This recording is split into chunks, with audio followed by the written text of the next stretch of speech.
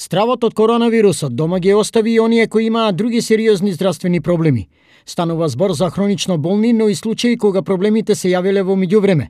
Има ли причина за толку голем страв и како да се избере помалото зло? Паниката не е во ред.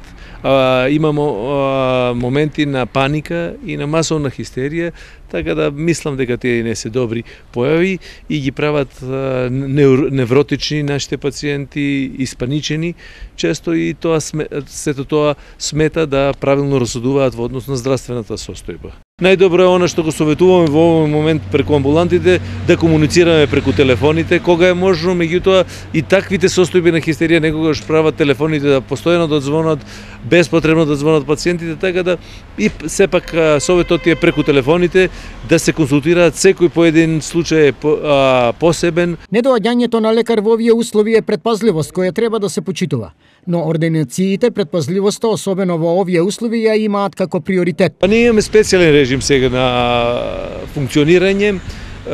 Пациентите кои се за препис и за административни, така наречено под наводници, услуги, ги држиме надвор од ординацијата и надвор од здравствената установа и преку прозорите им ги даваме претходно по телефон подготвените рецепти, упати и слично, додека другите ги пуштаме во ограничен број да се раздалечени со специјален режим на однесување. Тие сите мора да стојат само на 4 столчиња во просторот, во поголем простор, на оддалеченост од по 3-4 метра меѓу нив. Во секој случај, стравот од коронавирусот е оправдан, но неретко се случувало да внимаваме на едно, а да страдаме од сосем друго.